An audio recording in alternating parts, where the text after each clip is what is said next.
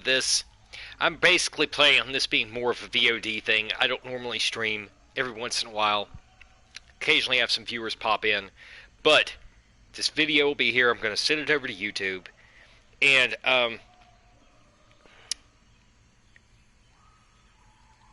I've been playing COD very devotedly since Black Ops 2. That's going back to like 2012, 2011, 2012. So now that's nearly 10 years. So it's a decently long time to go back. I've played every COD in the books. I've played every Battlefield. I've played every Halo. I've played video games since I was 4 years old.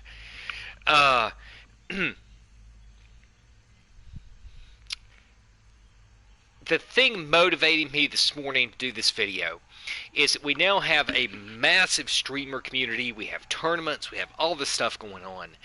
And very specifically speaking, the thing on the screen is Black Ops Cold War. Personally, this, if it was Cold War, if some very specific issues were addressed, could be one of the best Call of Duties ever made. But the stuff that is affecting it is the same as every year. For years now, every year, and this isn't just Call of Duty, but there are just game-killing issues affecting these things that it's not like there's one person saying this stuff. It's not like there's just a minority. There are massive groups of people who have played these games for a long time, across series, that are saying, listen to us. You're messing stuff up. You're making critical mistakes. And so that has motivated me this morning, because of all the stuff that's going on, to basically attempt to address what the hell is going on.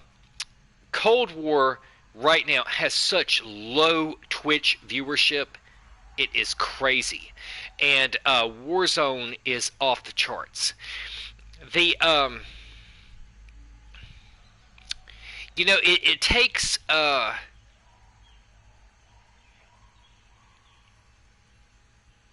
brief look at history to see that there's always been a gaming community of some sort, and anybody who sits down to a classic game of chess or checkers can see two immediate things.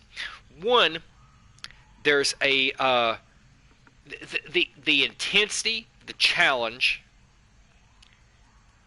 or the nature of a game. And when you sit down, and it doesn't even have to be one of those. I used to play street ball, basketball, and I loved basketball growing up. Anytime I would spend 8 hours out at the local park with anybody who would playing basketball. The point being that the focus, the self development, the social interaction, all of these things are critical to a game. And it takes literally about a minute to sit down to a chess or checkerboard and see that there are two different things here. Checkers is a much more simplified but easily accessible, less strenuous, higher speed, 1v1 type of environment. And chess is a more complicated, focused, and slower type of thing. And, one way or another, all of those things come into play. That it doesn't matter that it's just two colors pieces. It doesn't matter that it's just this square board. Because it is focus, self-development, intensity, social interaction, and challenge that motivate a game. And what they have done is that the past 2 years, Call of Duty has kind of gone in different directions that I think are personally really good. I'm a big Medal of Honor fan. I'm a Battlefield fan. I like Call of Duty. But the the real gold mine of Call of Duty is 6v6 roughly. It wouldn't matter if it was 5v5. It doesn't really matter if it's 4v4. It could be 7. As long as it's a decently small team. That is the gold mine of Call of Duty because it keeps the focus down. And when you look at Battlefield, Battlefield 3, Battlefield 4, Battlefield 1 are technically much more sophisticated and advanced games than Call of Duty. Sorry, anybody doesn't want to hear that. But because they are looking, you're potentially dealing with over 100 people on a playing field. They are also less, they're depersonalized. And so if you go back to a Call of Duty that many people feel was a great Call of Duty, Black Ops 3. I personally, I kind of ultimately enjoyed playing it. It was too goofy for me. As a Black Ops 2 person who really enjoyed the real military basis of Black Ops 2, Black Ops 3 was so goofy, but in retrospect it was pretty good.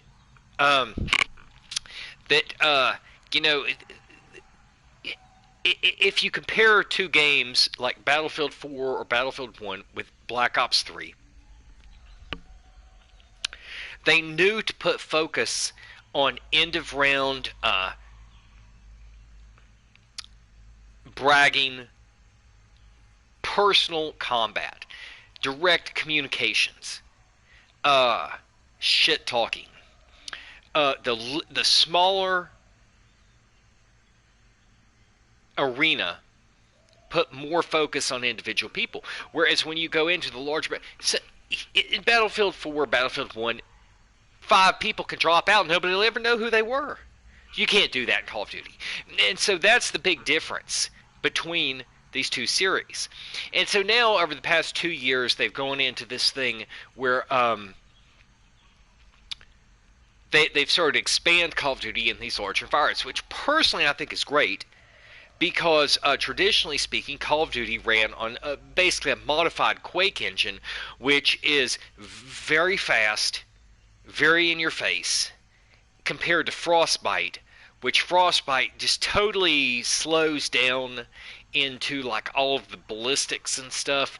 They made it to be like a general platform for lots of different shooter and gaming environments, but everybody who apparently goes to use Frostbite has to like basically read a book on using Frostbite, whereas this Quake engine for Call of Duty was just bam, bam, bam. We know what we're doing, bam, bam, bam. Quick. At least that's my understanding of it. I have some limited game development experience and some like college level experience, collegiate experience in like modeling and some programming and interfaces and stuff. But whatever the case, they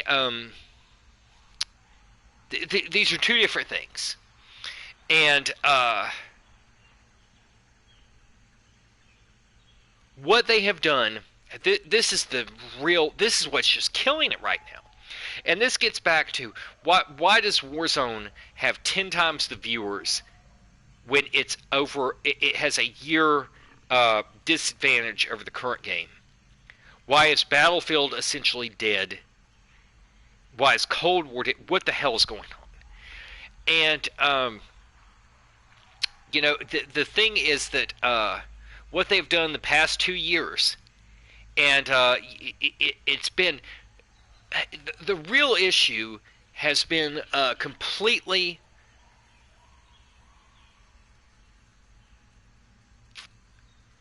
obscured by this skill-based matchmaking baloney. To my knowledge, every Call of Duty, at least back through Call of Duty 4, has had skill-based matchmaking. I'm not sure what the rest of the industry does, but what they traditionally did in Call of Duty was, and it was very obvious, when you reached a prestige level where you had to reset, where you would choose, you would opt in, and this was the big thing. This is how this matchmaking worked. You got good with your character, your levels, you leveled up. If you decided to prestige It reset everything, gave you a new prestige icon, a new prestige class, and you immediately found yourself in lobbies where virtually everyone had prestige to the same level you were. They hadn't prestige to 5 levels beyond you.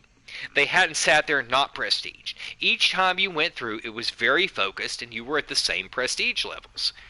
I mean, there may have been some variance, but what that did was that we're people. We got through, decently mastered a basic level. We got some guns, and they moved on. And what they've done the past 2 years is that they've implemented this. This is just killing it because they've changed it. And somebody in the community, some people in the community, have leaked this information, knowing that it changed. And some of the data miner people, which they get real stuff, and I've done data mining also. Primarily I use Screen Scraper and Regex to go through and mine databases, extract information, and I have gone through and like hacked various disks and things before.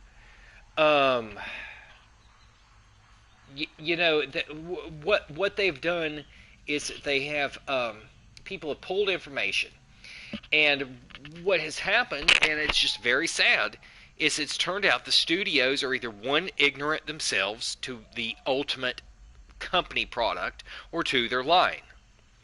And they have modified the skill-based matchmaking. And, personally, I don't really care. I don't give a damn about skill-based matchmaking. Because if I was stuck in lobbies of people in Call of Duty who are very large player base of fundamental just idiots, I'm sorry, I don't mean to be rude, every year over the holidays, 10 to 1 kids who shouldn't be playing the game are playing the game. By shouldn't, that means by ratings. Of course they are. 10 to 1, the very people who are outlied by the ratings are the ones who are going to be playing it. And they know that, and it's a money, it's a farm. But that doesn't change it's a low-quality gaming environment. And, what they're doing is they have set up the skill-based matchmaking thing. They aren't being honest with people. And, whatever. If the skill-based matchmaking worked, you hear people outside of different communities who have a lick of common sense. They say, why are these people talking like this? What is their... Why do they say this? It doesn't make any sense. Well, of course it doesn't. It's because they're blinded by the fact that they're obsessed with what they're doing. Why people can't see that, I don't know. Plenty of people see that kind of stuff. Plenty of people have common sense. I don't know. I'm not even going to tackle that. But what they've done is that, who cares about skill-based matchmaking if it works? The problem with skill-based matchmaking is that, one, there is every indication that it is scammy.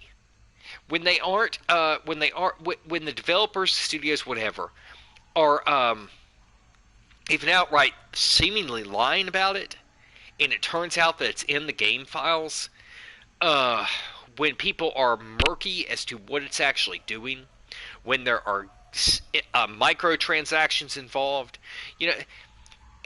I've told people a million times that what seems to be happening is that, and this is really ultimately going to be the point of this video, that in online gaming, over the internet,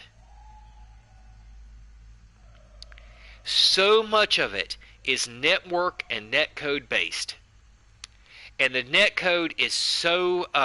it's not that it's about netcode so much as it's just about connections. The variability, the timing, the nature of online gaming over the internet is so not conducive to competitive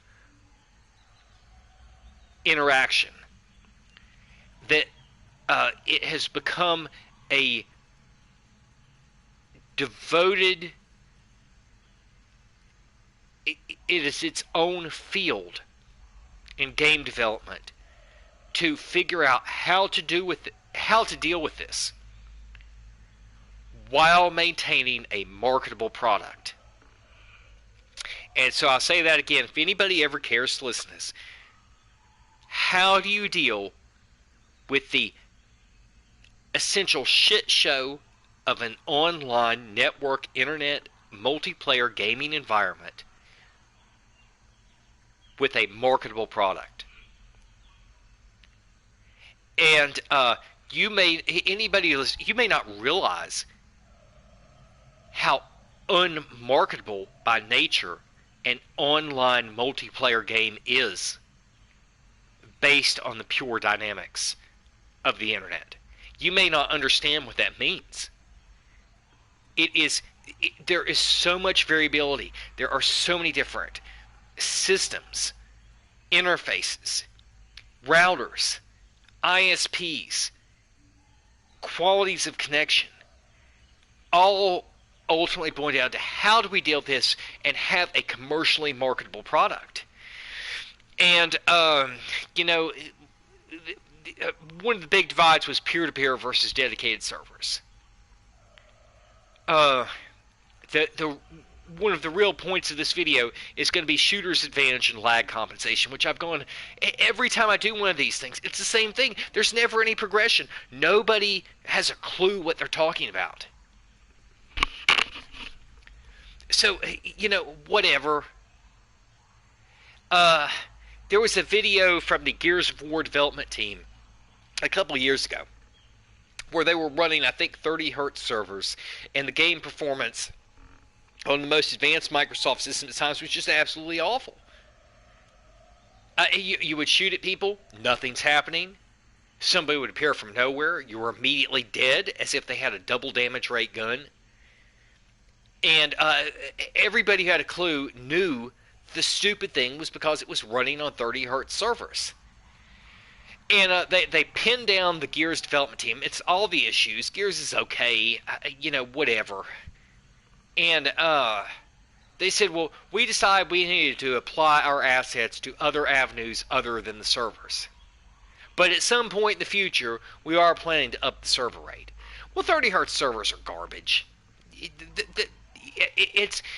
And that's not even true, because there are documents. What happens is that Microsoft and Sony and other companies have these guidelines that they give to the companies that say we have to maintain a certain plateau for a certain generation of console, and you are not allowed in the production of a game for this release to push it such and such and such and such. That's not exactly the wording, but I've actually seen the documents before. And basically it says we're going to guarantee a performance level that's at a low plateau in order to maintain a player base and a community and a market at the previous generation's tier. That's what it means. What it means is that as long as they have a marketable player base that's at a lower tier of operation, technology-wise, that they are going to continue to promote games and not push beyond that to maintain that player base. And so for, oh my gosh, it's been going on for like 5 to 10 years now. Each time they keep putting out guidelines that say you are not to push this frame rate, this server rate, this whatever. It has to be maintained at a basic level of operation of this. So what you see when a lot of these games come out and they're at like crappy server and frame rates and stuff, it's not because the devs couldn't do it. It's not because they don't necessarily want to do it. It's because they're given actual guidelines by the big development houses and by the companies. I'm going to take a break for a second. Be right back.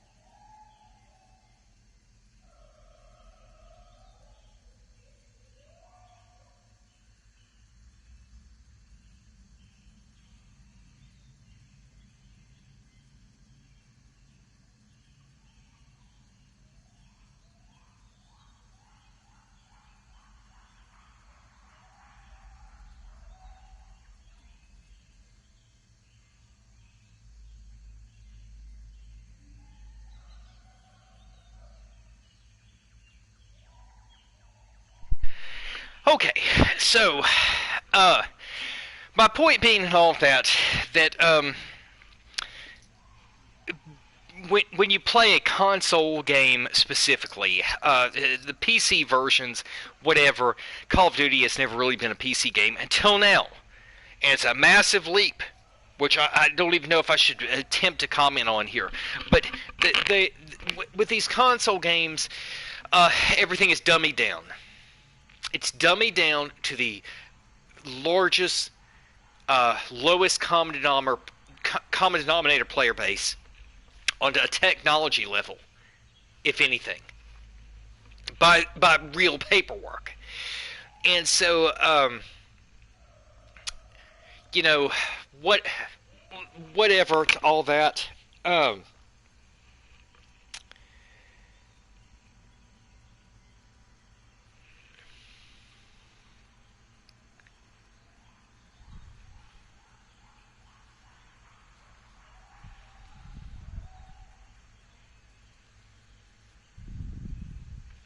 What we've had, really, the point of that is the performance is, and what I'm getting back to is that the operation and performance of a competitive online game are so generally awful that these studios have to focus and have entire teams that are focused on how do we keep this thing functionally marketable when the environment is as crappy as it is. And part of the reason the environment is crappy is because the Microsoft, Sony people keep saying you have to keep it operational at these crappy levels. And there are so many issues involved with that, like marketability of technology and current price thresholds and everything, whatever. But it boils down to it's just kind of awful. And so out of that, with this current matchmaking and stuff, you know, the issue is that, and this is really going to be the point of the video, is that it is such a mess to play a console specifically. It is such a mess to play a competitive shooting game on this current, with the way these current systems are, that there are all of these things that are very questionable that seem to be happening. But you know, the skill-based matchmaking,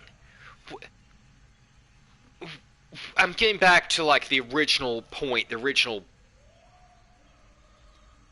issue here from a few minutes ago, is that it has always been there to one degree or another. If it worked, that's fine. But there's every indication that it is scammy. There seems to be something going on. When you go and you change, I went to use sniping rifles for the first time forever a couple days ago. And I went and set a new class that was a sniping rifle that I have not used much at all, the M82. It seems to just generally be an awful sniping rifle. But something very strange happened when I went to set up this new M82 class. All of a sudden, when I went in and joined these quick play lobbies, I was continuously thrown into search and destroy for the first time forever. Every time I got into a match, I was up against sniping rifle people. It was like, it was the most crazy thing. Match after match after match, out of the blue, after I set an M82 class. You know, maybe it could possibly be a fluke, but I don't see it. It appears that when I set a new gun class and loaded that initially going in, and you see all kinds of weird stuff, like sometimes you'll go in and it'll just set you to a different class. I don't know what it's doing, but it does look like it is basing some kind of matchmaking on a new weapon class and what the last thing you selected was, or some, possibly like what you've been using for the past match or two. It was uncanny just how totally different the lobbies became immediately after setting this gun. And you know, I don't know. I know there's stuff in the files that's doing that. But whatever the case, if the matchmaking worked and it wasn't exploiting people, if it's genuinely not giving people hidden boosts, if it's not modifying damage rates or something to that effect, which personally speaking, I think there's a very good chance that it does. People need to take a step back. If you look at the U.S. government, for example, look at how long it takes to get something into effect. There are times where people can pull strings and get something done immediately. But if it's not something that anybody at the top necessarily is particularly wanting to do, but there's a large enough push to do it, it generally takes a year to 2 to 3 years plus to get something done. It's the same way as getting a vaccine pushed through regulations or anything else.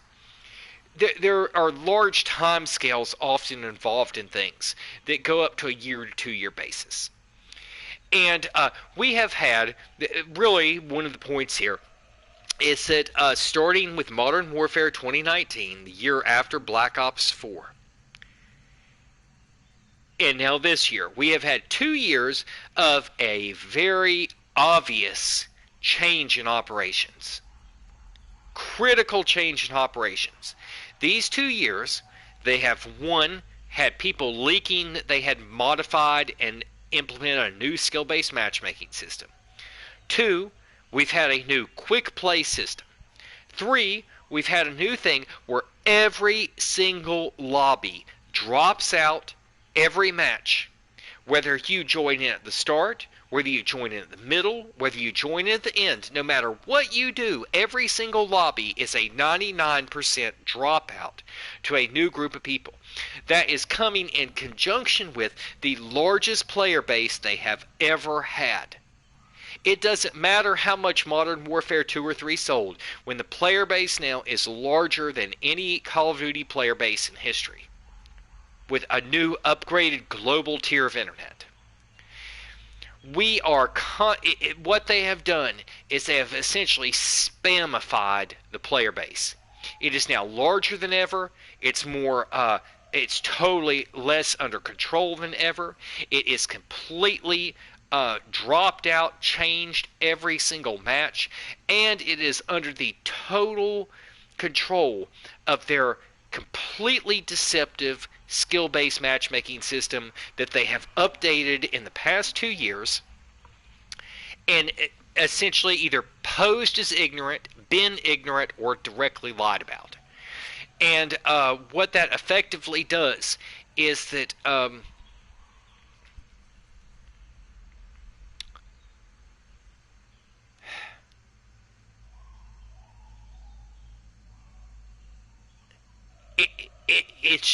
it's like a noob farm.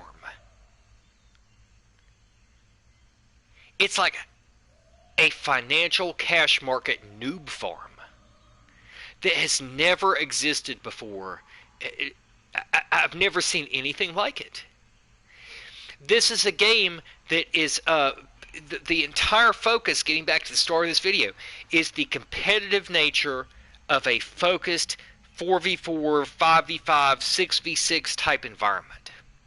Not a Battlefield 128 player base where 10 people can drop out, nobody will know who they were. That was never Call of Duty. And this is just, I mean, it's just turning into junk. And I mean, it's always had like a degree of junk to it. You know, whatever. It's Call of Duty. You know, Call of Duty makes no sense. Call of Duty has half the player base at $1 million sweaty freaking quickscope level and half the player base at a disposable crash test dummy level. It makes no sense. But, I mean, I'm not saying it doesn't make sense. It's just that's the nature of it.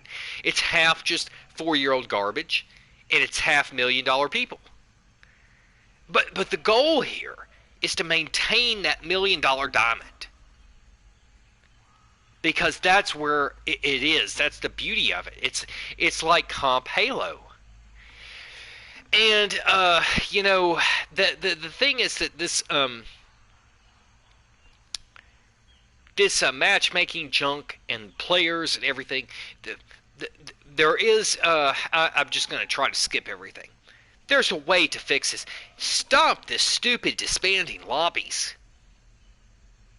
Stop doing scammy garbage while you're matchmaking people.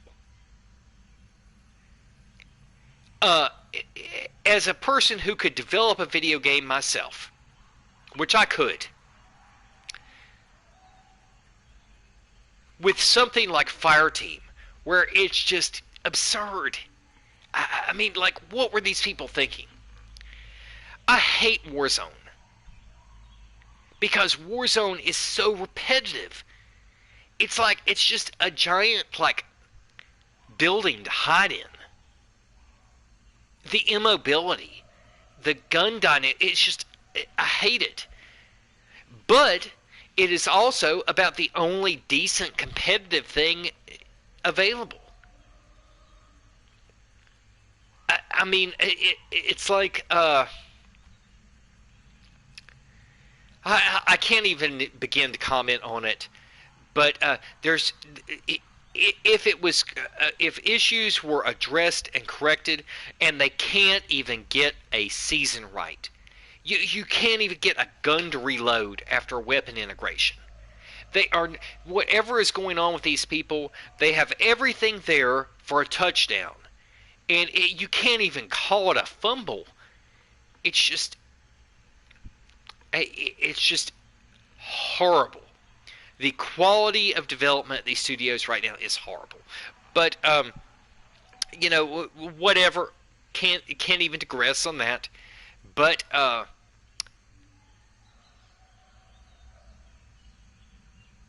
keeping in mind the matchmaking, the lobbies, the skill-based junk, whatever, they could at least produce an environment that facilitates meeting people and building teams. I have played with some very top tier people myself. I'm decently good. The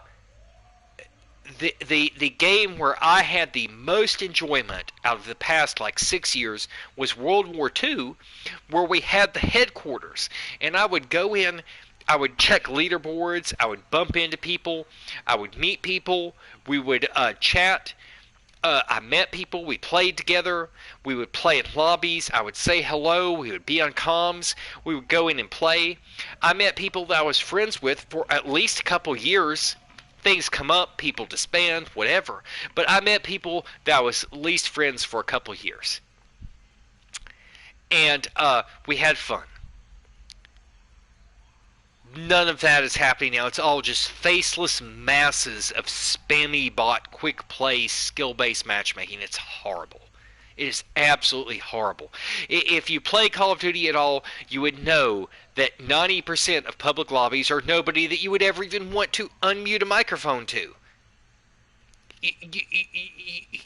You have to find somebody that you can play with and associate with that's not an idiot,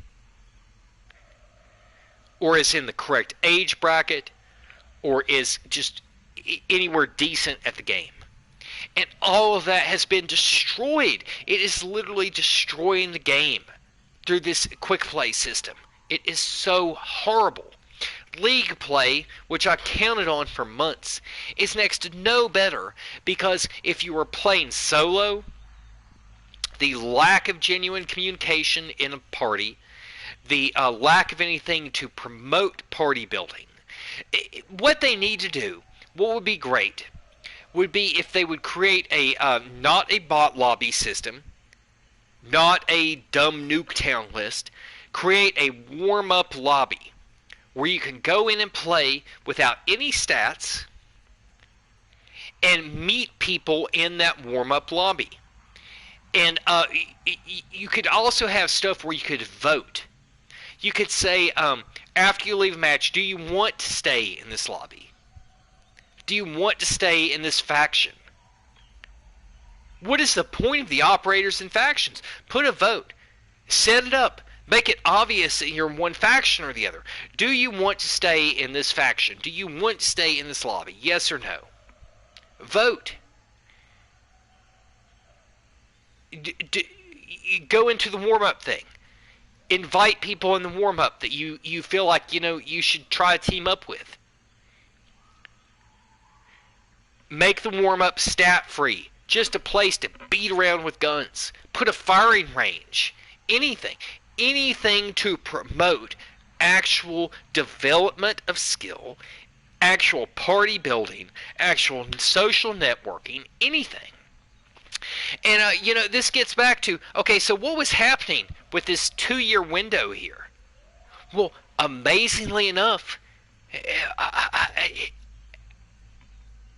this mass patent, multiple patents, were put into place just in time for this 2-year total aberration of function with these games. And what are those patents saying? Those patents aren't about Skylanders. I really don't want to seem rude. I know people have their lives and stuff at stake here, but Skylanders has nothing to do with streamer popularity, first-person shooter dynamics, or weapon blueprints. The shit that's in that patent has nothing to do with 10% of any of that patent that is all over the stuff could have anything to do with frickin' Skylanders. It's absurd. It has everything to do with these online shooter games. And the thing is that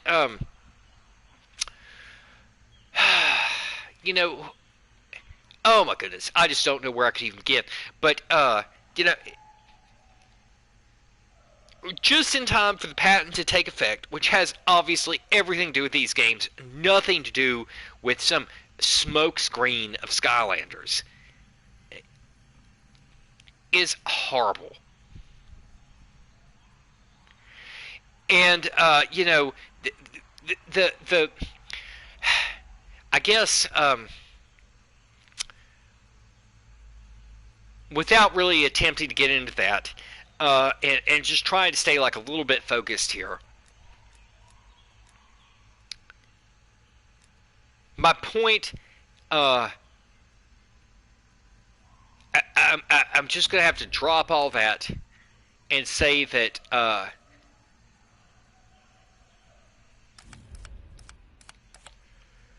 here's the point of this video. This is my highest KD in forever. And I have to say, okay, so I have 14 days of playtime in to this game. That is something like 300 some hours. My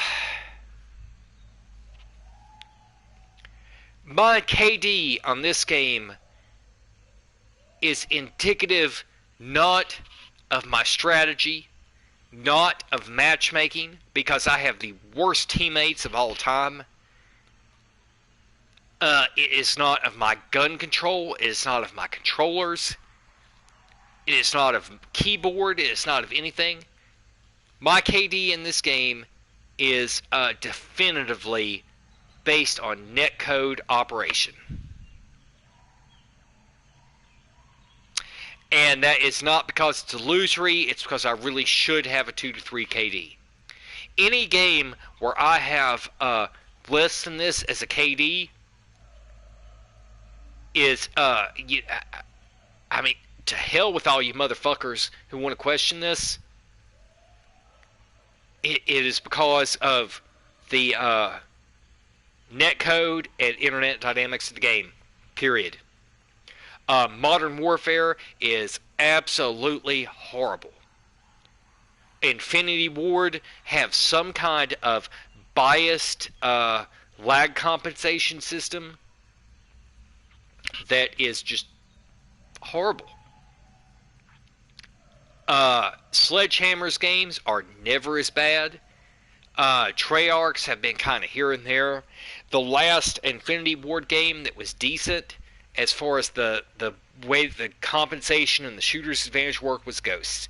And apparently they changed everything in Ghost, and then they reverted half of it, and whatever. You know, that is, you know, I don't want to like make a, I'm not going to sit here and argue a bunch of intangibles, but I will say there is every indication in online shooting games that it's pretty much a total illusion. There are times when it is clearly not.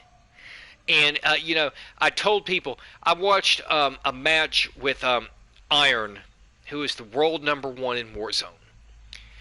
He, I think, is in the Great Lakes area, if I remember correctly. They have very good internet.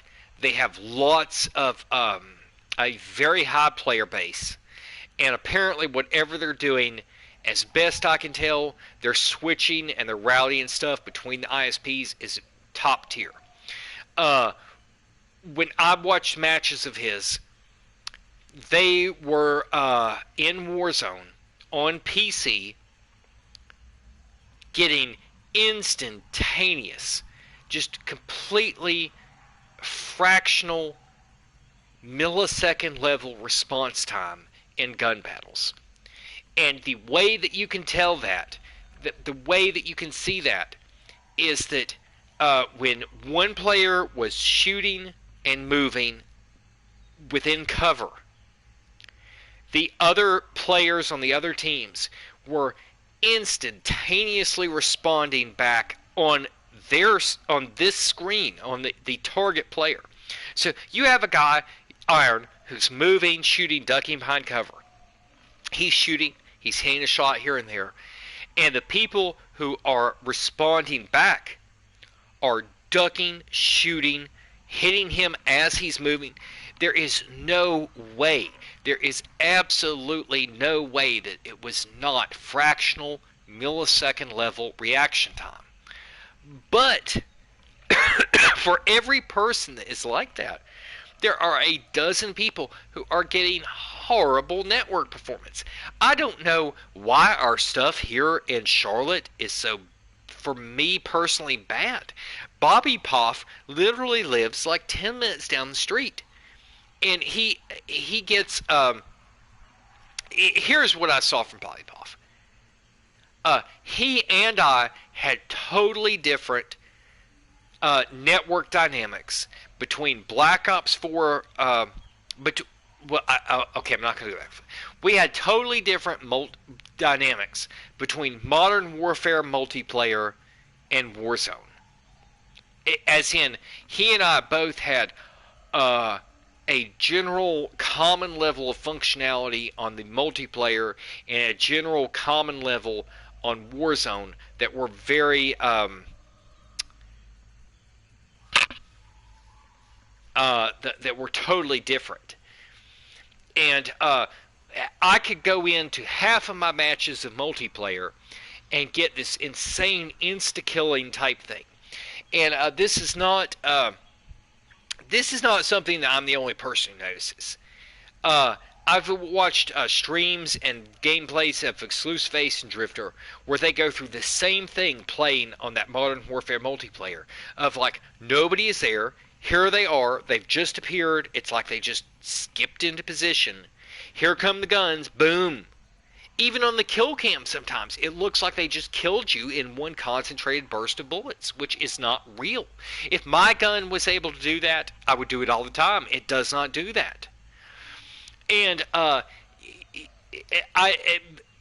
watched when Bobby Poff was getting big, when they first came out with Modern Warfare multiplayer before Warzone, he turned it off. It was like, I don't want this to be insulting to him, but he turned it off because he attempted to stream it and play it, and it was just complete garbage, and it made him look like shit. It was like he had no idea what he was doing. Then he would go into Warzone, it was totally different. Well, whatever has happened, when I go in to play Warzone versus Plunder are two totally different things. I can load into a Plunder match, and it will have decent reaction time, decent frame rates. But when I go into Warzone, it does the same kind of stuff it did during the beta. During the beta, I would attempt to snipe, and it would literally crash. I would go to snipe and look across a map, and it would go into slowdown.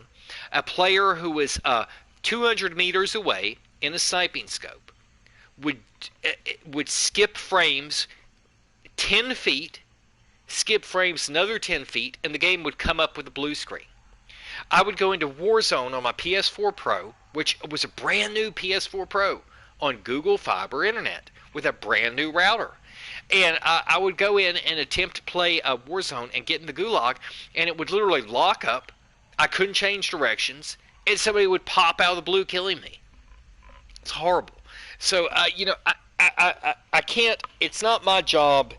I pay hundreds of dollars at a time to play these dumb games, and they give me shit back.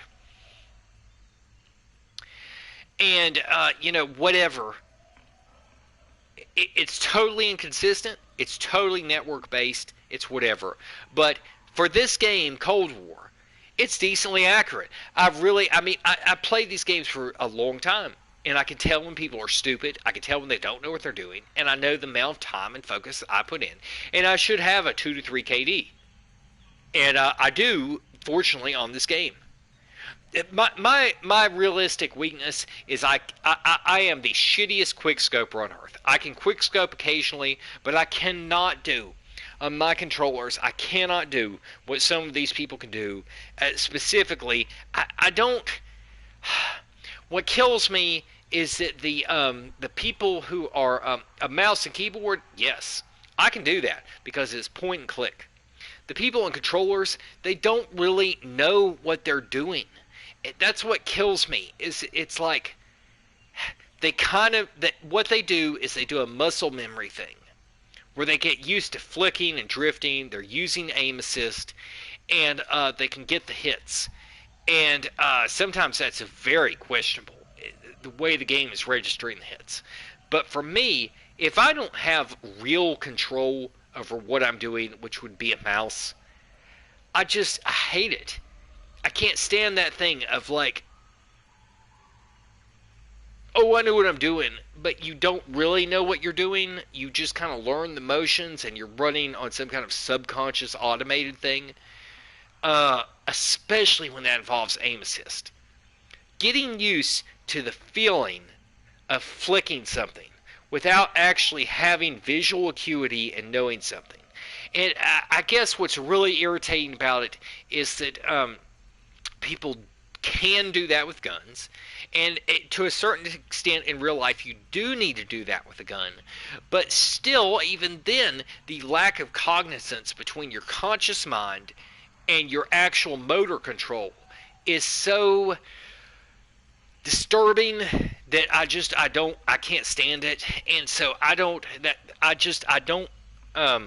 on a controller, and it is very hard to get the central axis to aim where you want it to for quick scoping without getting into some kind of sensitivity based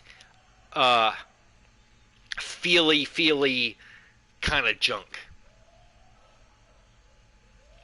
So my big thing is I'm basically currently working on quick scoping to do it. And it's just, there's such a difference between, it's a 10 to 1 difference, mouse versus controller for sniping. It's unreal. There's no comparison. It's not even the same ballpark. But whatever.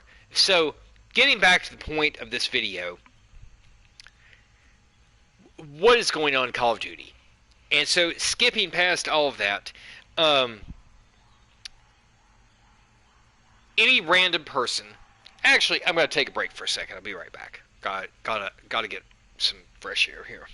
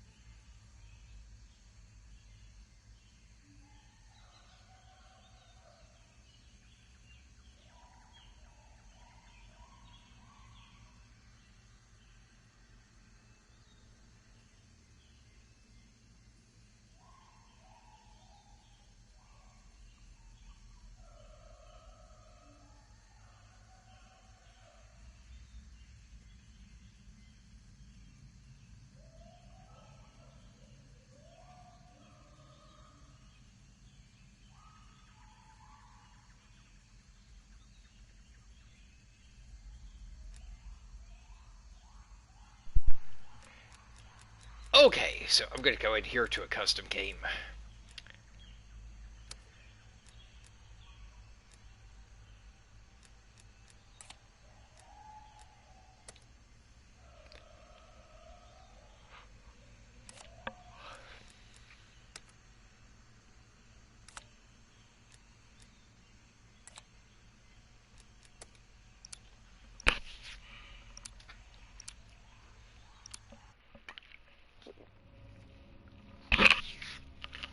Okay, so every time I do one of these videos, it basically starts off with the same thing. We are now November, December, January, February, March, roughly 5 months into this new game.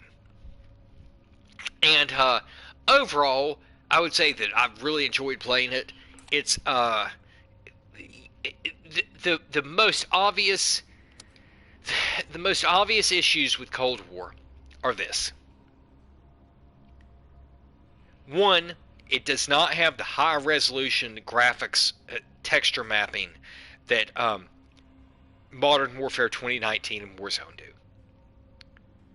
If it did, it would be such a superior game compared to either of them. It would be unreal. It is mobile. It's action-packed. The netcode is like 20 times better. The servers are actually better, despite everybody's freaking arguments. It's just, it's a much better overall game. It just does not have the graphics and texture mapping that Modern Warfare does. And those seem to be part of the same phenomenon. These systems simply... PC is one thing. If it was all running on PC, that's fine. You get a high-end graphics PC, but they have to develop these games for different platforms and tiers, and a PS4 Pro is not going to be able to handle all that. Whatever the case,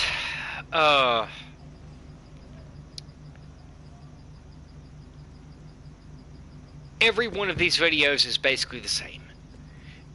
There are some very conflicting, confusing stats between some of these games, but Cold War has excellent stats overall, and everything is, for the most part, spot on accurate. Modern Warfare was not. It was wrong, it was bugged, it was messed up from day one, it's inaccurate, it's just plain broken. So, you're playing a shooter, that's pretty important. You get about, pending your perks and your guns and stuff, when you run... Marking rally point. You can run, a meter is a little bit over 3 feet. It's just about equivalent to a yard, meaning that a 100-yard football field is over 300 feet. A 100-meter football field is over 300 feet. And it's a thing where I'd have to pull out a calculator again, but 7 meters is around like 24-ish feet, 23 to 24 feet. Instead of a straight 3 multiplier, which would be 21. It goes up to about like 23, I think. And when you go in, you ping your meters here. This space from here to here is about 1 second of running time. 1 second. When you look at marking rally point.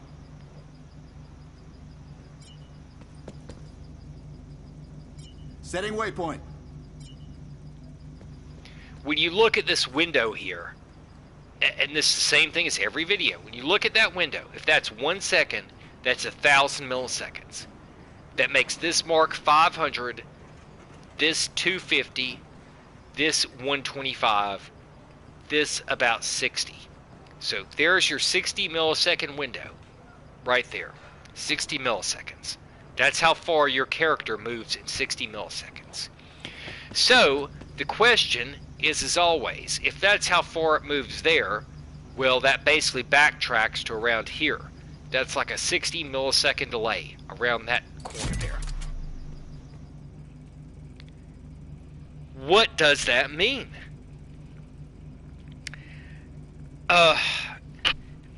Modern Warfare 2019 was tested on a better than 30 millisecond server connection. That means when you go in to your network settings and it shows your ping, if this is even remotely correct, Modern Warfare 2019 and this Cold War game were tested on a level where that connection meter should be 30 milliseconds or less. And that is generally considered to be an excellent connection. So when you talk about a 30 millisecond or less connection as a testing baseline, that is an excellent connection. I, on fiber internet, routinely get 5 to 15 millisecond round-trip connections to Microsoft or EA. And as it turns out, I don't know if it's going to be visible on here in this custom lobby, but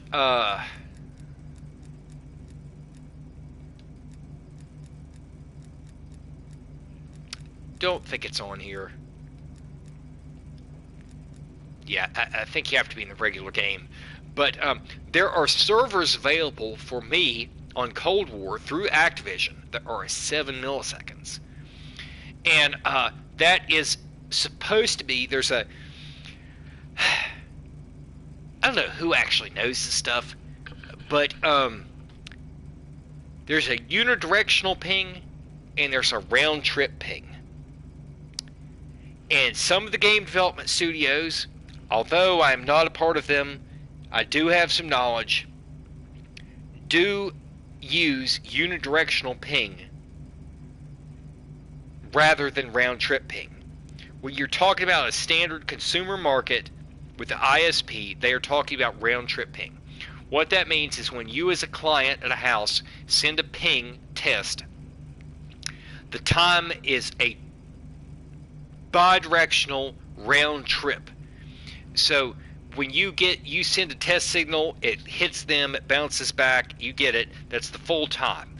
But some of the game development studios use what's called a unidirectional ping, which the reason to use that is because, okay, you have variable server loads. You have variable network dynamics where one direction of the trip may not be the same as the one back. You have processing overheads. And so the point of using a unidirectional ping is that it gives you a direct single fire blast rate of a client to your computers without any overhead. And my understanding from talking to people was that Modern Warfare 2019, when it launched, was using a unidirectional ping value that resulted in people thinking their ping was wrong because they had it listed at, I think, like maybe 10, 14 milliseconds, and the ping was actually like 35 or something.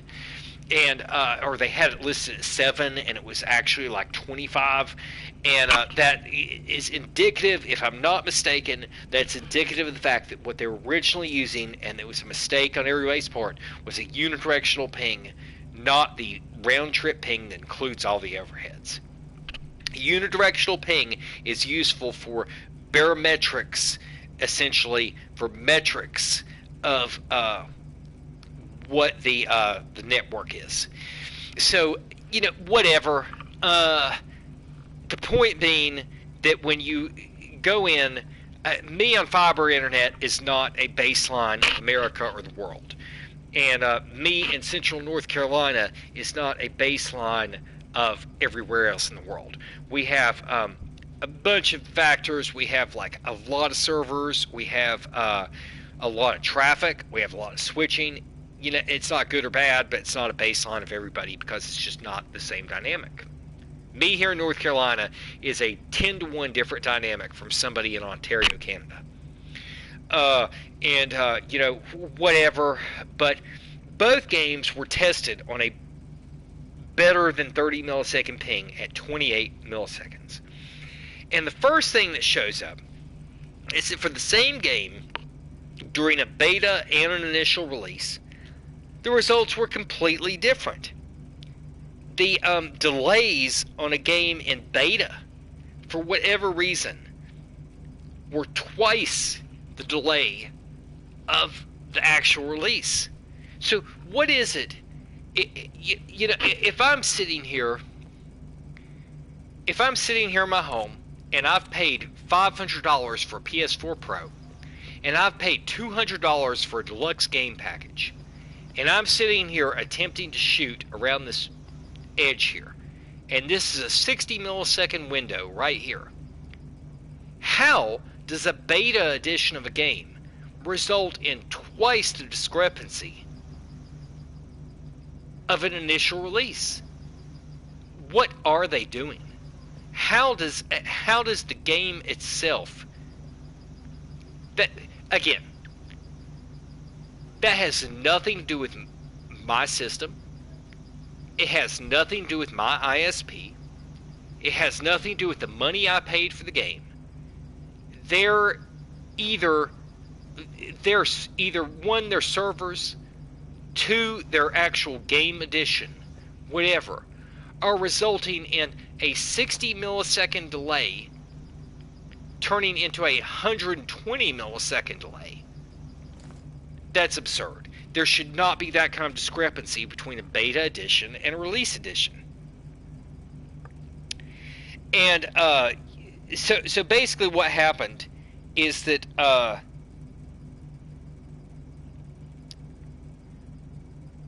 here's the next thing. This is not confined to Call of Duty. This is any online gaming environment. Mortal Kombat, Battlefield, Halo, Call of Duty, whatever.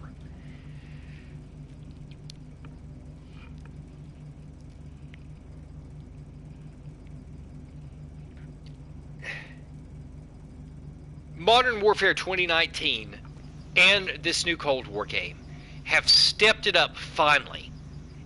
World War II, the Sledgehammer game, finally started to step it up, where they went from 20 and 30 hertz servers up to roughly 60 hertz servers. Well, what does that mean?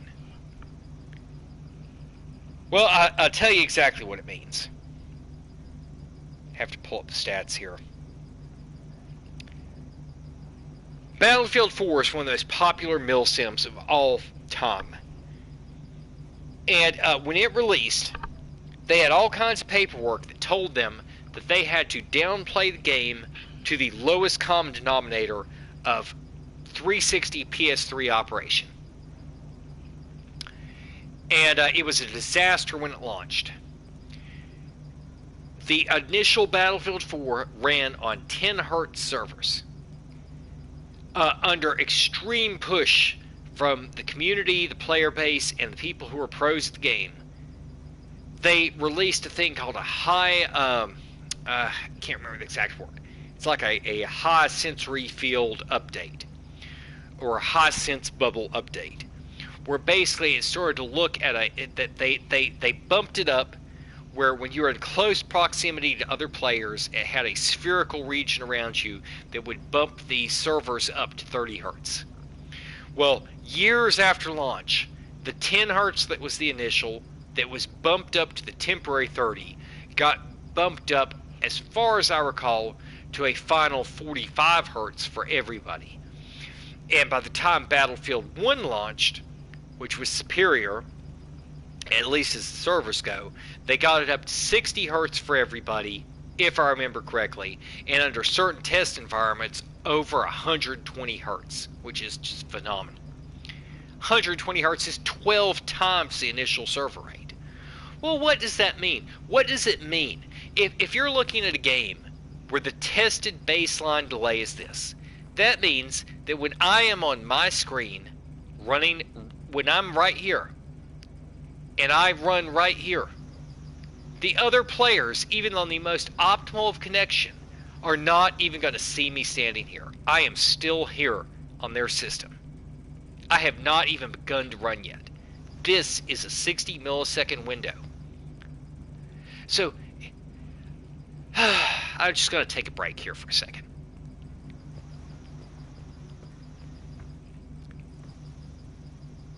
Marking rally point. 7 meter per second full runtime means that this is a 1 second window. That means that that is a 500 millisecond. That is a 250. That is a 125. That is a 62. When you take that 60 millisecond window and extend it around a corner, you're looking at this. That means on 60 hertz servers at on a 30 millisecond ping on 60 hertz servers, this is what you're looking at. That means that I am here. By the time I'm here, they still don't see me. I am still standing here on their screen. It's like general relativity.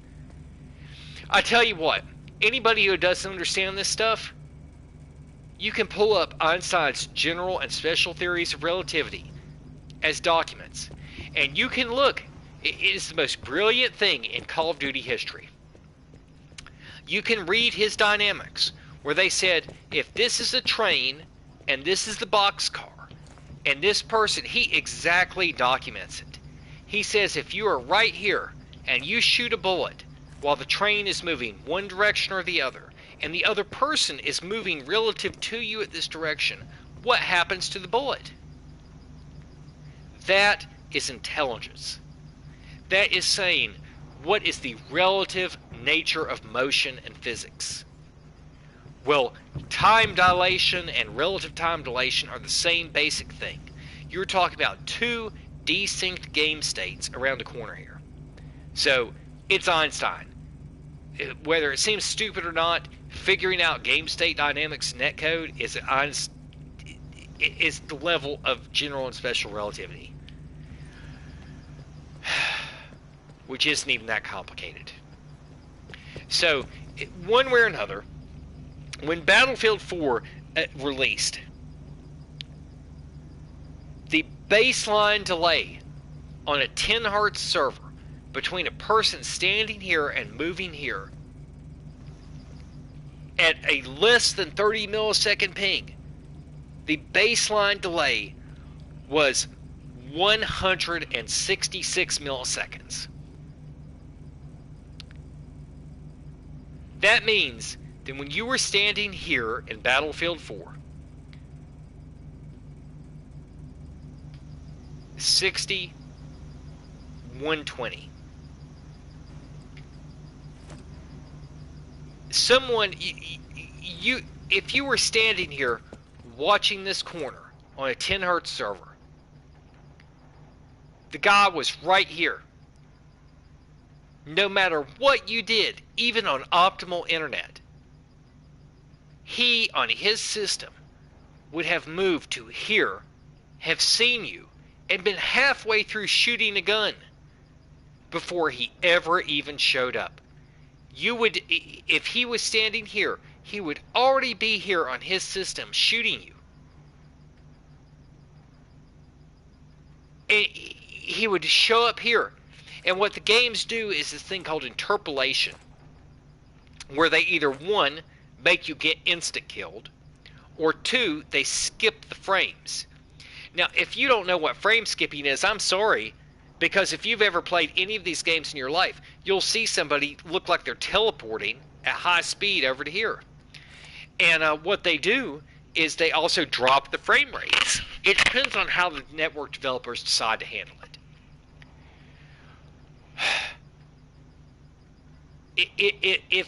Under certain circumstances, there is virtually no interpolation. It just jumps them to right here and you're dead. And you get killed instantaneously. That's the raw version. And what they've done is they've masked it over a decade of games so that it doesn't look as bad as it actually is. They interpolate it and they smooth it. And now the most recent Modern Warfare, what they seem to do is that they've pretty much gotten rid, if I'm not mistaken, most of the time on Modern Warfare, they got rid of the abbreviated time to kill, and they replaced it with a frame splicing, which puts the person shooting you at a position that is artificial. I don't know if I can even begin to explain that. But what it means is if they were actually here, if on your screen they were here, and on their screen they were here, and they're shooting you, what is your system going to show you? By the frame splicing, it basically shows them right here shooting you in a very accelerated move. And the person that has, one of the people that has the best example of that is True Game Data. He was playing in a Warzone match against Optics coach TP, and they didn't know who he was and thought he was cheating. And he showed that on the cameras, and again, this was a kill camera, but there's a whole argument about kill cams versus cameras. One way or another, his actual game versus the kill cam were accelerated by nearly a factor of 2. His motion between points was exaggerated between screens to be twice what it actually was. So you have to see it, possibly know what I'm talking about, but that's what's going on. So what happened is that a 10 hertz server that left this 160 millisecond window, basically when they bumped it up to 30 hertz servers, 3 times the server rate reduced it down to half the discrepancy. It went from 160 milliseconds down to 80. So that a person who was standing here on their screen and moved to here actually kind of showed up right about in here. It cut it in half. And what happens is you up the server rates, it goes up. But again,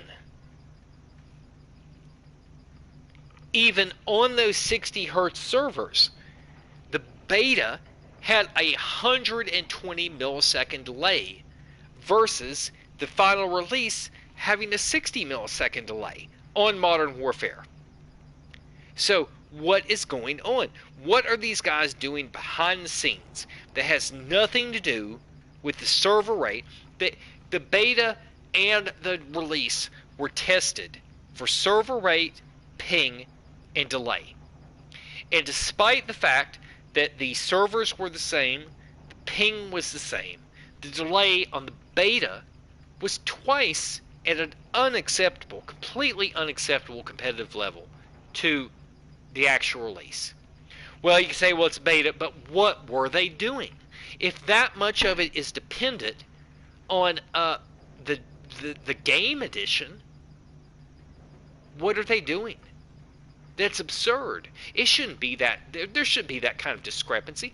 If I pay hundreds of dollars for a game, and they pay millions and millions of dollars for these server networks through Amazon and Google and everybody else, that game edition shouldn't matter that much. It shouldn't be twice the discrepancy. That's crazy. It's as crazy as me right now having 7 millisecond servers to Cold War Activision connections and then putting me in 30 to 60 lobbies. Something is going on. They are doing something. My point is that my hardware, the ISP routers and hardware, are facilitating fractionally accurate high-speed connections that the game studios and companies are destroying.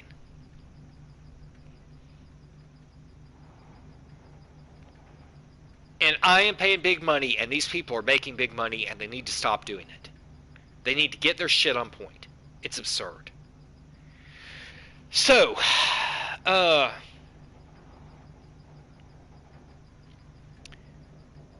whatever the case, when the final release of when Modern Warfare 2019 released, shortly after release, it was tested at less than 30 milliseconds ping on 60 hertz servers. And here's what that basically did. Okay, if you have a 30 millisecond ping,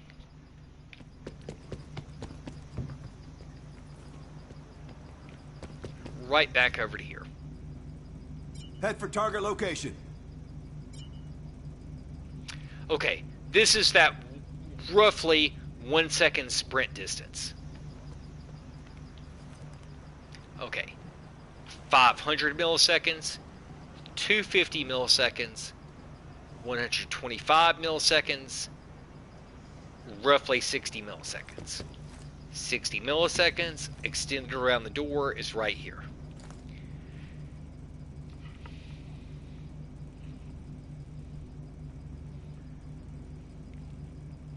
Okay. 30 millisecond ping. 60 millisecond window. What that means is that on a 30 millisecond ping with a dedicated server system, outside of bizarre listen coordinated P2P augmented servers, there's a lot of stuff they can do here. But if the dedicated central server, you have a 30 millisecond ping, normally now that means it has to authenticate everything. So if you have a neighbor who is playing the game at 8 milliseconds distance from you, and you're on dedicated servers, it still, under most systems, has to circle through the server before anything's going to happen. So the general rule is, and that's not even going to happen very much, I'm just trying to point out that I do know about some of this stuff, is that if your ping to the server says that, that's probably what's actually really going to happen. So a 30 millisecond ping to the server means that in the 60 millisecond window, by the time I'm here, that updates to the server. But in order for that to update to the other players, so that they actually know where I am, if they're on the same optimal connection I am, means that it takes another 30 milliseconds. Excuse me. I'm sorry. I've got to. Okay. I'm sorry. I have to make a correction here. Okay. This is a 60 millisecond window. That means this is a 30 millisecond window. If my connection to the server is 30 milliseconds, that's a round trip. That means that between here and here, that's 30 milliseconds. I can send a packet to them at 15 milliseconds.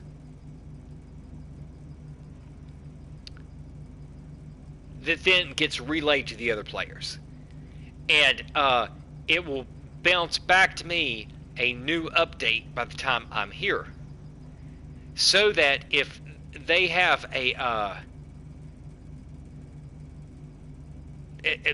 again, this is optimal connection. Okay, I'm going to start over for a second. Marking rally point.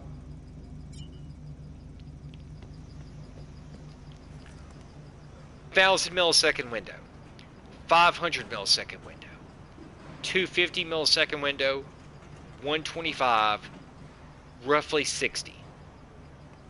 Roughly 60. Extend the 60 around the door. 30 millisecond server connection. If this is 30, that makes this 15. That means that when I move from here to here, that gets bounced to the server, that then gets relayed to the other people. But what that means is that when I am here, I move to here, it's updated to the server. For any other players, even on the same optimal connection, they are not going to get my update until I'm right here. On that connection, if they then see me on the, if they then saw me standing right here, their shot is then going to be delayed by the same amount of time. I will have already been to here before their shot registers to the server, and I will be here before it actually hits me. At which point, when I'm standing here, their shot is actually registering as if I was standing here. But That is actually only if it was on an exact ping ratio. And so what is the point of that? When the game was tested at less than 30 milliseconds ping on 60 hertz servers, the ping was 27 milliseconds. I'm going to round it up to 30 to make it simple. That means that all of that I was just saying, 1530, is correct, except that the actual delay to the other person was not the 30 milliseconds. It was twice that.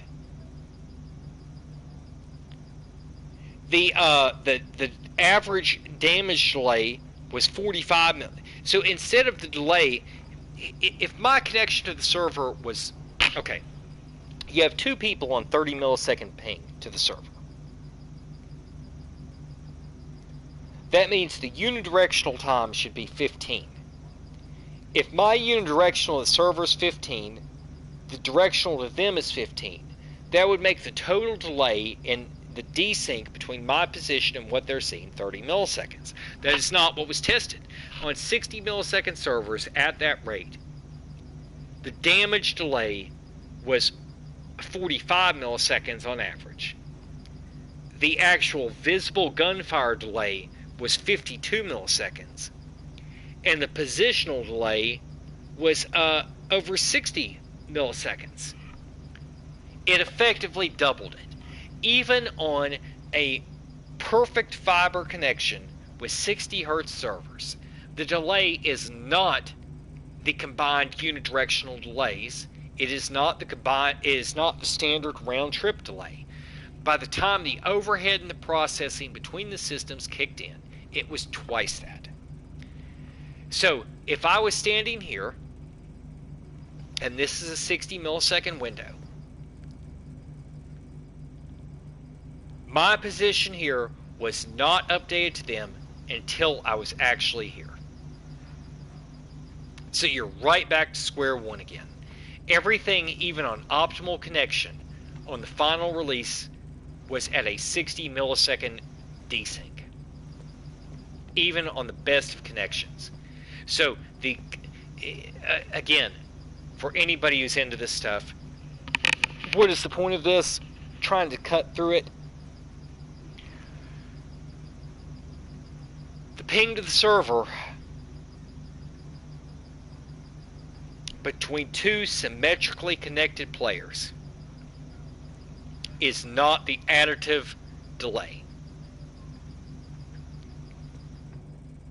The final effective delay is produced by the overhead and the complete dynamic, the trigonometric dynamic between the three parties, and is twice what the expected delay would be, even on the final release. So there's the 60 millisecond window. And that becomes even worse in a gun battle, because if I am standing here on their screen and I am here on my screen and they are standing at this box and they cannot see me because there I am still here. When I am shooting them here, by the time it actually registers on their screen, I have now again jumped here. The total constant desync in these games is just incomprehensible, and it is they don't want you to know that, because it's virtually unplayable even on the best of connections. Now again, I can't, this does not happen all the time, but it happens most of the time. And when I sit there and see a match with iron where they're going at it and the bullets are flying and they're just like nanosecond, they are on somehow. Can your mind be blown the world's #1 player is on a connection in an area of the country, and I'm not saying this connection base, he's obviously massively skilled, they're smart. But his connection is completely facilitating that. They have something that is defying, that is at the most advanced level of all of this, allowing constant updates and switching. Now, as to whether Activision has allowed them to have that because of their status, probably. There is probably something going on. They are facilitating that connection status on the servers. Everything we've seen for 2 years now for skill-based matchmaking shows that they are pairing and selectively choosing at those higher skill levels the lobbies, the server connections, everything else. But he is getting stuff where he can be right here, move, and people are tracking it. So something's up, because that's not what other people are getting. I play all the time, and I have people who are right here. I shoot, nothing hits. They beam over to here. They're shooting me. It hits in a big packet. It's garbage. Complete garbage. So, whatever the case, that was Modern Warfare 2019 is the one that had the initial stats up. And part of my point there was that on the same exact ping connection to a server between Battlefield 4 in 2013 and Modern Warfare in 2019, a 10 Hz server resulted in a baseline player-to-player delay of 100 and pull that number up, 166 milliseconds, even on a good day.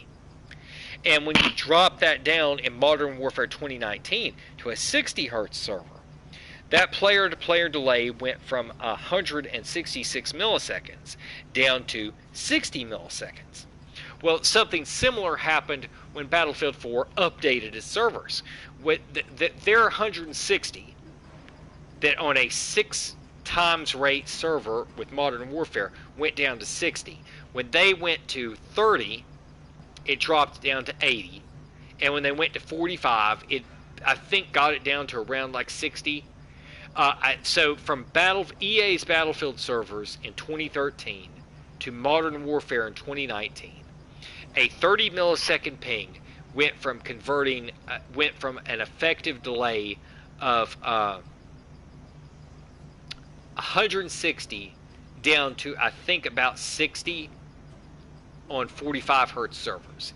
And the 60 Hertz servers in Modern Warfare are about the same on a good day. That's not the beta, because the beta was twice that, even on the same system. So, whatever. That's the delay window. And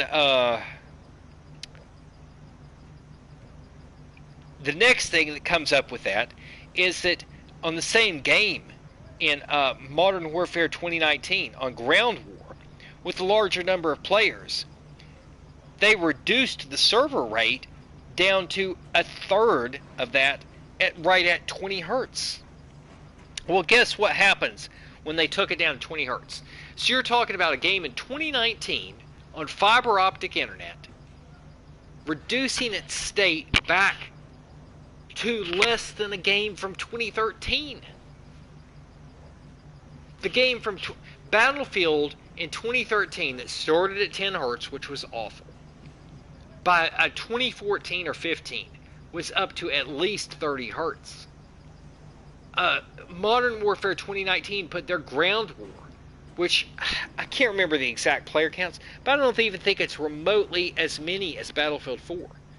Dropped it down to a sub-Battlefield 4 level at less than half of the final 45 Hertz of Battlefield 4, at less than a third of the 60 Hertz of baseline Battlefield 1, of less than 1/6 of the test environments at 120 Hertz of Battlefield 1. That's how awful Ground War was. Ground War went down to 20 Hertz, 22 Hertz. And guess what happened? So on the same ping, when you tested Ground War at 22 hertz on a 28 millisecond ping. The delay doubled. It went back up to the beta level. So a player-to-player delay went from roughly 60 hertz up to nearly 120 hertz. The average delay on Ground War, the average damage delay was right at 50 hertz. The average gunfire delay was over 90. Not ping. The average damage delay was nearly 50 milliseconds. The average gunfire delay was 92 milliseconds. The average movement delay was 100 milliseconds. I cannot convey that when you look at the actual distances involved, even though these may seem like numbers, to be standing here on one screen and be standing here on another screen as a baseline positional delay is unplayable, completely non-competitive garbage. It's just junk. And then when you go into a lobby and it says that the ping between players is actually twice that, that's absurd. What are they doing? If the tested player-to-player delay on a 30 millisecond player-to-player connection is this much, and the lobby is listing you at 60 to 90, nobody has a clue what is going on. And so this is back to my whole point. This is last year. All these people are arguing about skill-based matchmaking. I'm going to get finally to the point of this video. This is like the fourth time I've gone through this, and it's because there's never any progression. It's always just awful. All of these skill-based matchmaking people now are thinking that the patent is modifying the damage and the gunfire and all. Who could possibly tell? Because when you are on... the games are operating on shooter's advantage.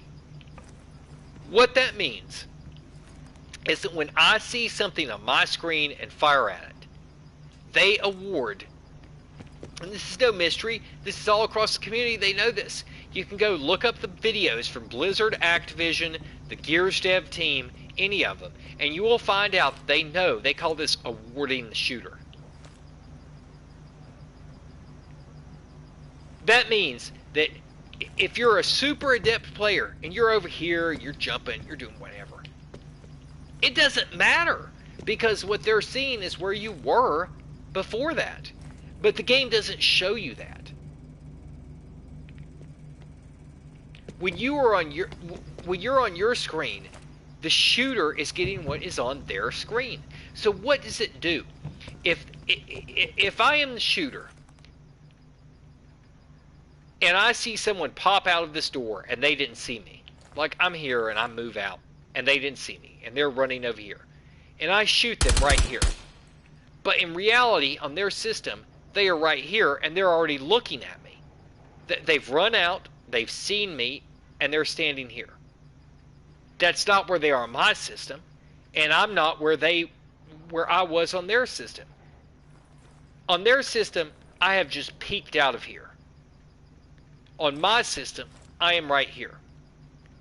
On my system, they have just come out from here, and on their system, they're standing here looking at me. This is exactly what happens every single day on these games. What you are actually going to see is they are spontaneously going to turn, and bullets are going to be whacking you like 5 bullets at the same time. Now, if you were quick enough and you shot them at this point right here, it's going to award you the shots at their position when they were actually over here. Well, what does it do on their screen? On their screen, they run over. They are more than likely going to see tracers rolling over this way that are still hitting.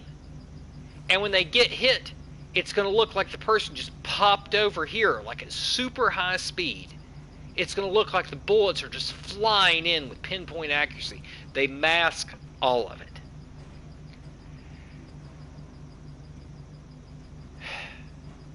And so it's so stupid. And I guess, like, really my point in these videos is that this year I have a KD high enough, and I have streamed enough, and I've put up enough videos that anybody who can watch it can see what my approach, what my tactics are, what my strategy is, and they can see like how I have the KD that I do. And you know, you can't sit here and say, well, no, he's no good, he can't hit a shot, dude. He's stupid, he's no good, it's not real. No, it's completely real. So, you know, that's like half the Call of Duty player base. Oh, man, get good, you ain't no good. Yeah. I question myself all the time why I would possibly engage in freaking anything with these people. But, you know, whatever. I actually enjoy the games. I just wish that it was accurate. I wish it was on a LAN. And, you know, the thing, my point here, okay, so that was Modern Warfare 2019 with all those delays. Let's skip over to Cold War. Same story. The Cold War beta, regardless of the server frequencies, regardless of the ping, just off the chart. The beta was so awful. Whatever they do between the beta and the final release, the delays were horrible. But when you get to the final release on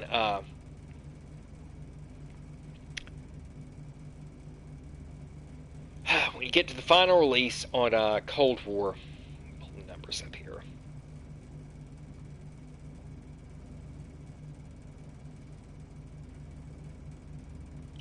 Okay, on Cold War, a 27 millisecond ping on 60 hertz servers was essentially the exact same delay. It had roughly 45, 50, 60, all the same basic delays as Modern Warfare.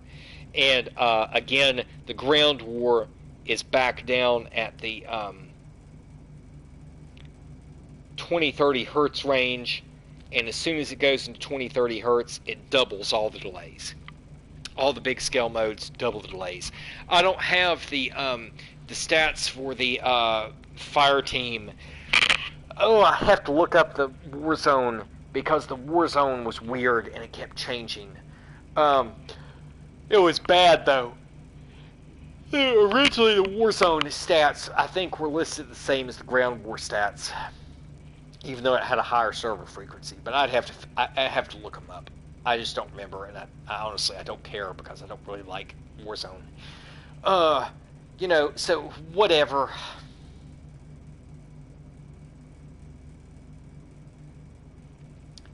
The my point in this video was that the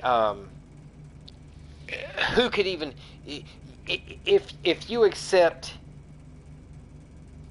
what you're seeing on your screen in these games as real. Okay, here's my final point. When you play these games, what you're going to encounter are two things. You're going to encounter head-to-head gunfights, and you're going to encounter gunfights that are based on your tactical position, where the person does not see.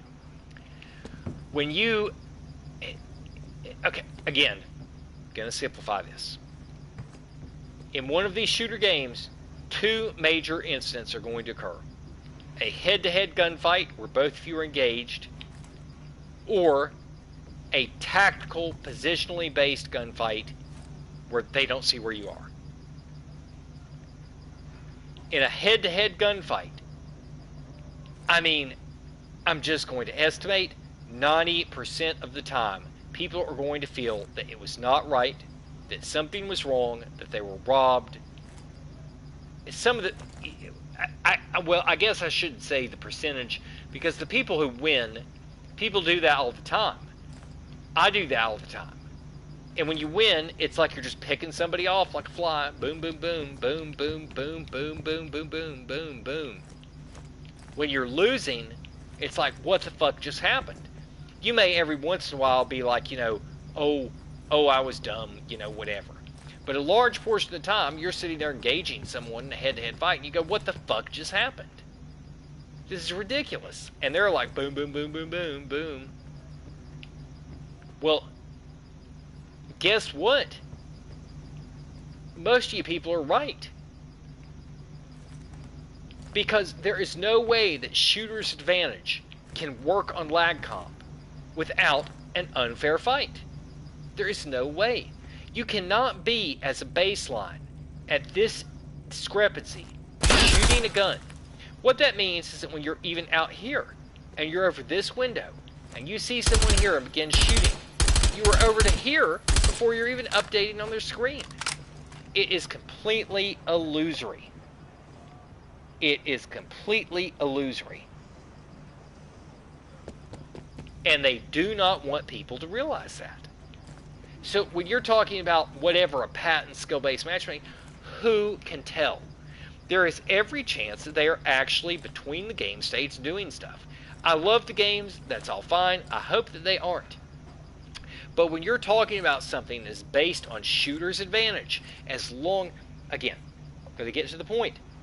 As long as these shooter games are based on shooter's advantage across lag compensation, across the delays on the internet, you have no idea what is actually happening.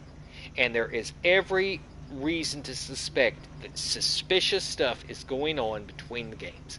Hopefully it is not, but you wouldn't be able to tell if it was, because your game state is not their game state, and the desync is so massive, even on a fundamentally good connection, that you do not know what is actually happening.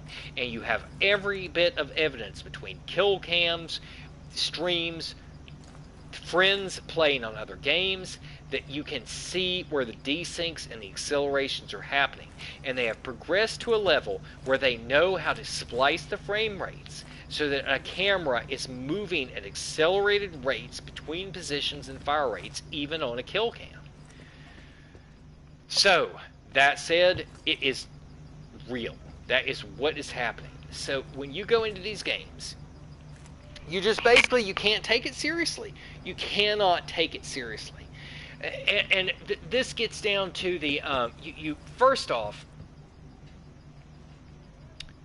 what you can do is that you can tell by tactical positioning if people are stupid.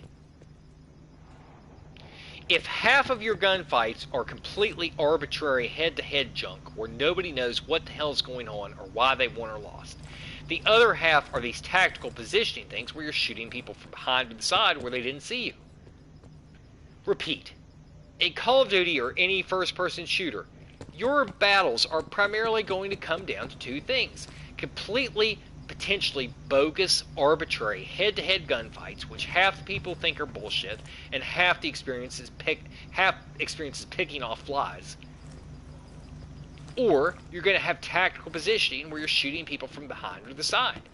Well, the only way you're normally going to really succeed is either one, you have a consistently biased connection, or two, you're freaking on these tactical positioning things. And so all the time you're going to see people getting shot from behind. You're going to see entire teams that are doing exactly what they're supposed to be doing, winning, and the game flips the spawns and leaves you spontaneously landing behind them, killing them off of a streak. This happens on Nuketown all the time. There are two guys on an enemy team that are phenomenal. They're killing everybody on our teams. They're freaking streaking up. And all of a sudden, despite the fact they've done nothing wrong, I spawn literally 8 feet behind their head and I'm killing them off of a streak. It's the most infuriating thing I've ever seen in my life. If I was them, I would just turn the game off. I can't take that. It's just absurd. They did nothing wrong. They're just doing their stuff. Nobody should be spawning behind them, and it does. And whatever. The thing here is that my point is you can't take, until you're playing on a local area network, a dedicated tournament, fiber optic local area network, you can't take this stuff seriously, because what you're seeing on your screen is not what's on their screen, and the discrepancy, the desyncs, everything are just absurd. And beyond that, the question is, well, how can you tell if the team's good or not? When you're playing anything, you can tell by people's positioning, because these games are about tactical positioning. Anything in the military is about geopolitics and tactical positioning. You don't win a war by going, oh man, I'm the goat, I'm the goat, I'm the goat, I'm the goat, I'm the goat. Look at me, I'm the goat. You don't win by doing that. You win by being tactical and sneaky. It's just absurd. So if your team is doing anything positionally related, if you have somebody who has planted a claymore here and is shooting and holding down a sniper's point, those are the good people. I mean, I'm not big into this campy shit, but the freaking, like, the people who are actually holding down the turf, doing tactically what they're supposed to be doing. But as soon as they do that, they're going to have somebody who was invisible pop out, killing them instantaneously right here at the stupid goddamn corner. So, whatever. You can't take this stuff seriously. And I do understand that some of these people do have very good connections, and the game can handle some of that, especially on PC. But that is not the vast majority of people. I mean, I see people all the time who are just interpolating and skipping frames across everything. I go to shoot people and it turns into a little flip book. Boom, boom, boom, boom, boom. And I'm sitting here and the bullets are just like tracing behind them. It's absurd. So, whatever. But, I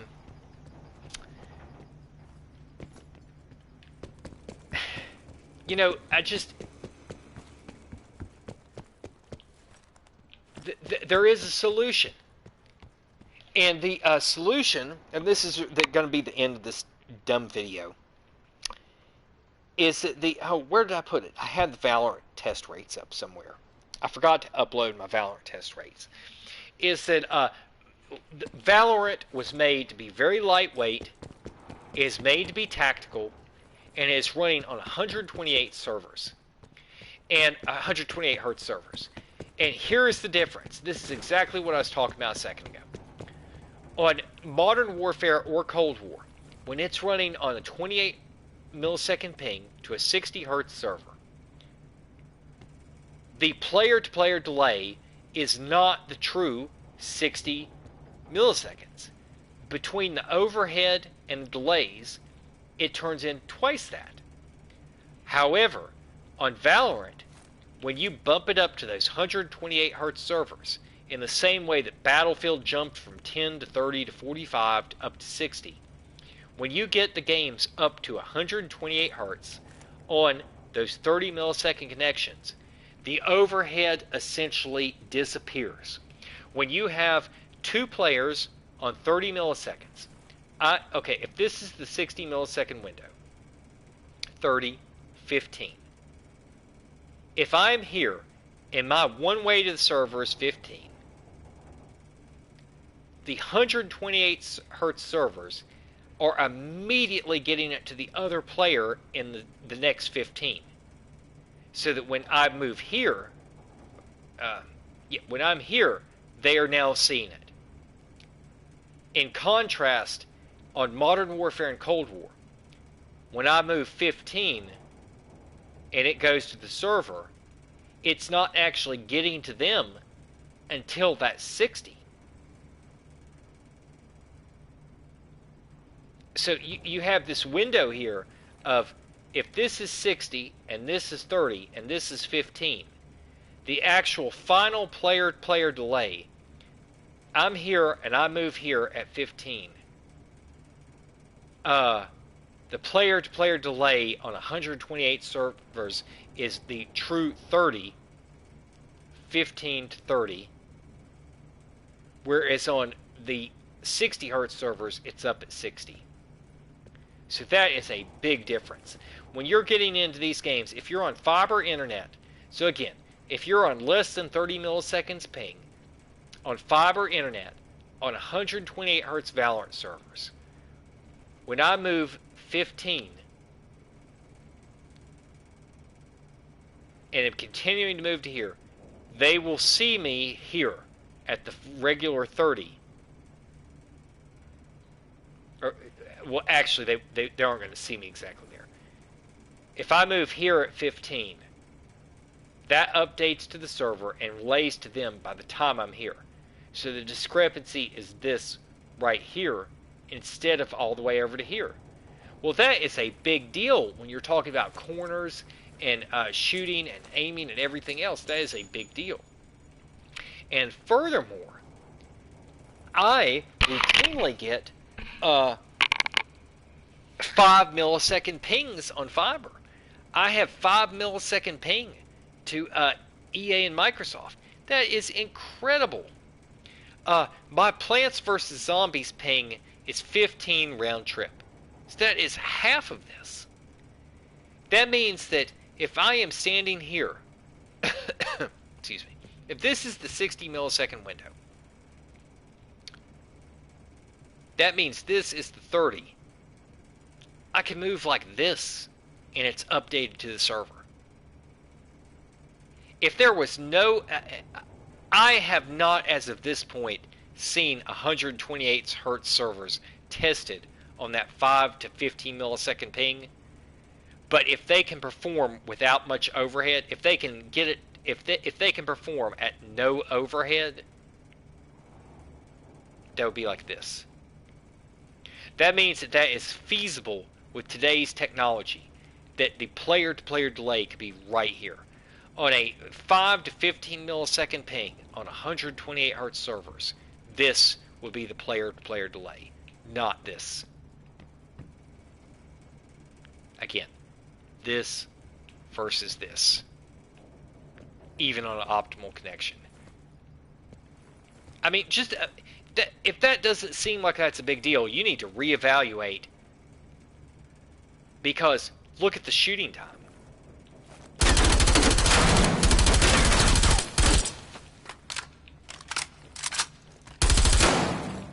You think that's not happening on a daily basis on a first-person shooter?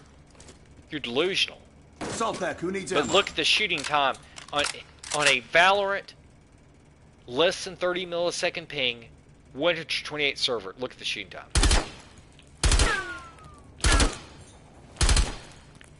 Do you think people are that accurate? Do you think that people are really able to, like... I do it all the time, and I still lose gunfights. Imagine if this was a script instead of this. None of that would matter if the games weren't functioning on Shooter's Advantage. So that's my testament to first-person shooters. There you go. Have a nice day.